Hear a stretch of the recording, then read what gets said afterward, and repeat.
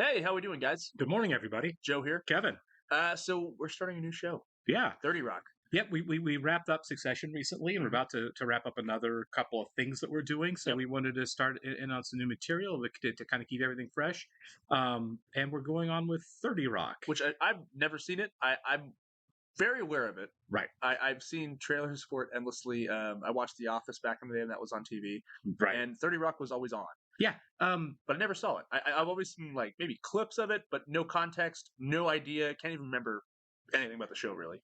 I've seen some episodes of it, not in any order, not in any context. I thought it was funny. It's definitely in the style of Tina Fey, in which the jokes are really rapid fire. It's kind of like blinking, you can miss some things, some bits.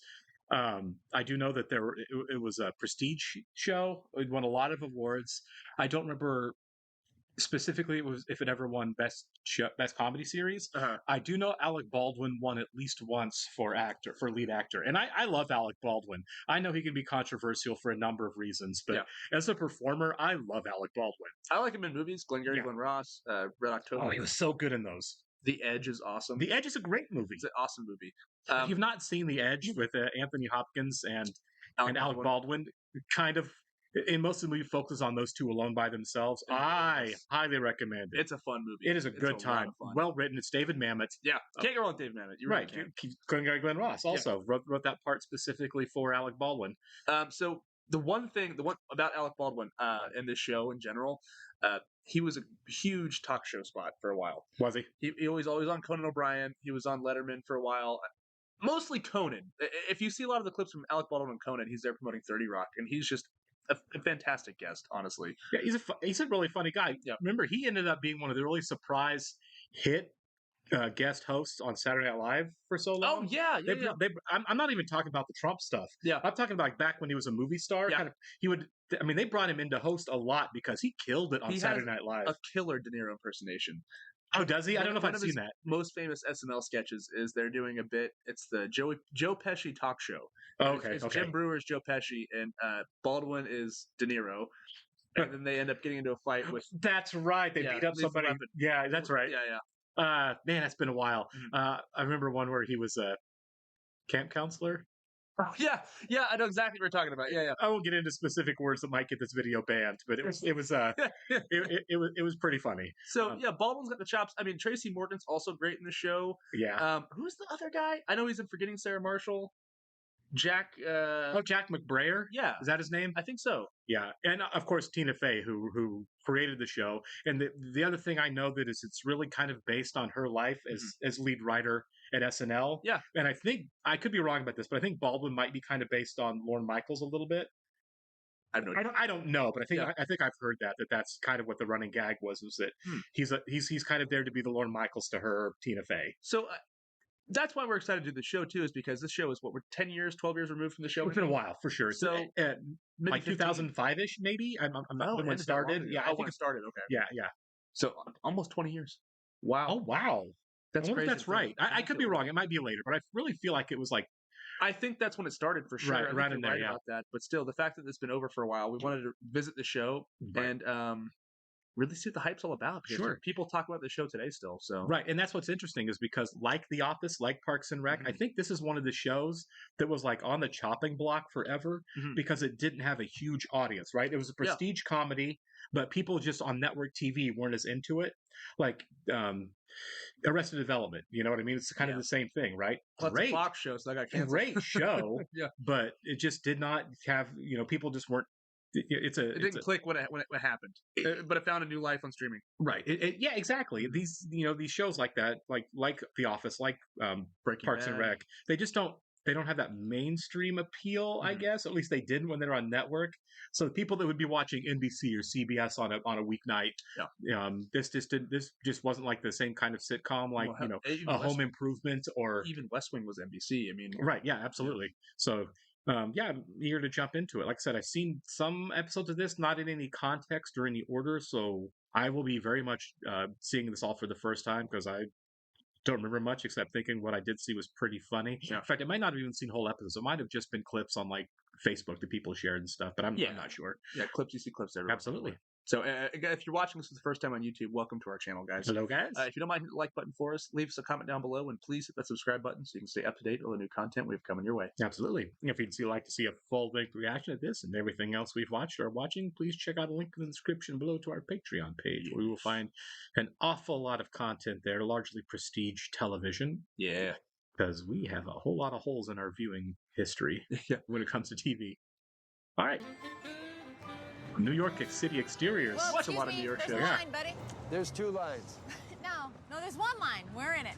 Look behind him. He cheated you. Hey, I shut would up. not stand quiet on a guy cutting in front of me like that. All the hot dogs, please. No, you don't have I'm to buying do all that. the I'm hot right dogs. here. That's awesome. It is. I need to change your Michael Jackson thing. Didn't you tell me you had a Jay Leno impression? Yeah. Check it out. So, President Bush is in the news again.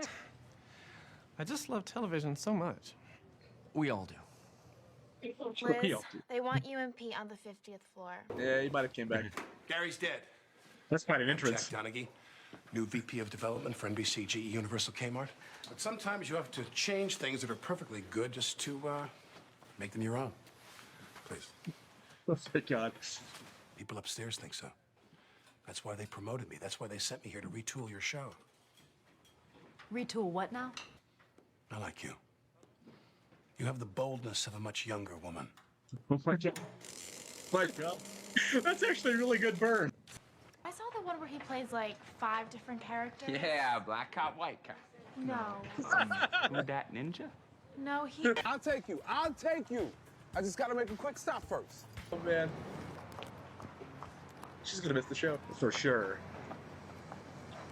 He got fired this morning.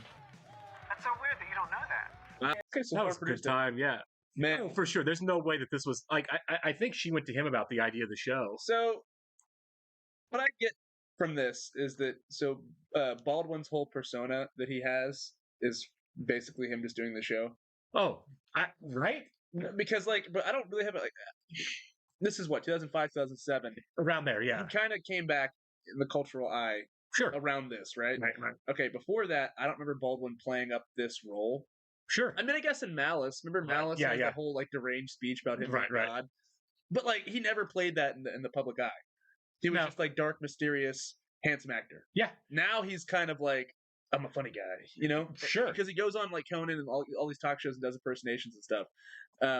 This was fun. This was a lot of great time. I like that he's doing that because he is dark and brooding, Sure. but like it's kind of you can't take anybody seriously like that, really. You know? No. This was a lot of fun because you have. I mean, obviously, this is going to be an ensemble show. Yeah. For the most part, I'm not sure, like some of the bit players we saw, like in the writers' room and stuff, how big their roles are going to be or how recurring they're going to be. Yeah. But at least for the leads, he really stood out, didn't he? He really did. As far as just like a different type of character for the show. I would say Tracy Morgan kind of stole it. Oh, for sure. Tracy Morgan's great. He's so funny. But I don't know. So I'm getting that Alec Baldwin will be like a supporting character. Like he doesn't seem like he's Well, I think the focus. Well, I don't know because I think the Emmy that I saw that he won was for lead actor. Oh, okay. So I mean, maybe it's different as the show goes on. It's a pilot, right? And maybe it's more, of course, like West Wing wasn't supposed to have as much of Bartlett. Yeah. I was actually going to say Martin Sheen, but until they saw how good he was and they expanded his role. Sure. And it might be the same with Alec Baldwin. You're like, wait, this guy can't be a bit player. He's really crushing this. He weighed 107 pounds. Yeah. that was It's just killer. his graspy, his voice is really sells it. You know. Yeah, he really has good comic timing, which I don't think he gets enough credit for. I really like the dynamic between the characters, and I feel like that's what is going to make the show really work.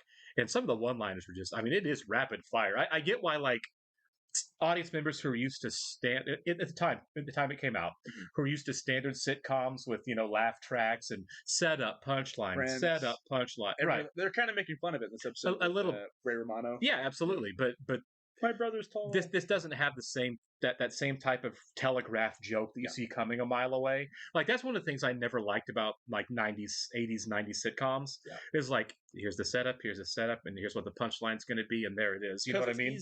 Because it's so easy. It's so easy to write. It's formulaic. It's why you could do those. They were like episodic in structure, where it's like you get to you can watch them in any order. Nothing's ever going to change from episode to episode to episode, really. Yeah. It works for a reason. I mean, people like it. Yeah, exactly. It's comforting. It's safe. You get to feel smart because you know what's coming next. And this didn't do that. This is like a more modern joke style where there isn't the setup punchline formula. I think the best dissection of that is in This Is the End, when they're at the party and Jason Segel's there talking to Kevin Hart, and he's like, and then I come in and I'm like, with birthday cake on my face, and it's like, who ate all the birthday cake? You don't know. Yeah, exactly. Right. Yeah. So this feels like it's acknowledging that, but it's playing with it, right? Right. So this, I guess, technically could be like a satire. Oh, sure, absolutely. It's playing with conventions, and Right.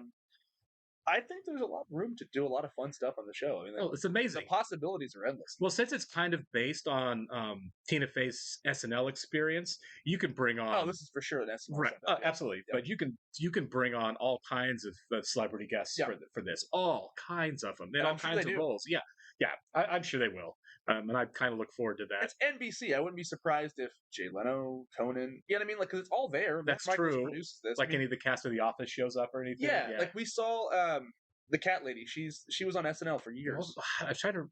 Is that Anna? No. I don't know. I'm trying to remember her name. But her most famous SNL character was the Debbie Downer one. Yeah. She was on SNL forever. Yeah. Rachel Dratch. Is that her name? Rachel Dratch, something like that. I think it sounds right. Let us know, guys. I might be wrong on that. And I'm sorry. We're unplugged here, so right. Yeah, exactly. We're not, just let us know in the comments. Yeah, we're just kind of letting this free flow. Yeah. But yeah. I also like the fact, and I think it's important. I've never watched Studio 60, which came out at about the same time. And was also was that Sorkin? Yeah, it was there. It was there in Sorkin. It didn't make it through. I think it went one season. And I remember reading, and I was like, "An Aaron Sorkin show bombed." Didn't get it. It was because it was right after West Wing was over. No, it was a drama, but it's basically a drama of this form of this, like backstage. Oh, okay. But one of the things that people didn't like about it was the sketches weren't funny that they showed on the show. And I'm like, well, that's a different skill. And like, it's like, how would you're going to write a good drama and a good sketch show at the same time? And the reason I bring that up is this, like the sketch there that they showed, there was nothing to it. They're not even hiding the fact that they're not really writing sketches here. You know what I mean? Yeah. At least in this one, I don't know what they do going forward. Also, West Wing is funny, but it's more witty than anything. This is like funny. Yeah, this is actually a comedy. Yeah. Again, I haven't seen Studio 60, so I'm not speaking from experience. I just know that was the criticism. Yeah. They showed some of the sketch comedy that was on the show, and it wasn't good, so people were kind of like turned off by the show. Like that might have been part of it. Gotcha. I don't know. Gotcha. But I like the fact that we saw some of a sketch, and it was like they're not even pretending that they're writing clever sketches here. It's like I'm an old lady and these are my cats, and that was all they did, And it's like, oh, they're not even trying to do brilliant sketch comedy here. That's smart. It is because it's like focus on the actual show you're writing and not on the show within a show, because you can't crush both in a television series time sequence. Yeah, I agree. And from what it sounds like, Aaron Sorkin kind of proved that on Studio 60. You can't really do both. He's a master, but. He's a master in his lane for sure. Yeah, stay in your lane. Yes. Stay in your lane, Aaron Sorkin, one of the greatest Academy Award-winning screenwriter. Yeah, take Mr. Nobody's advice here. Right. Yeah. All right, guys, we'll catch you on the next one.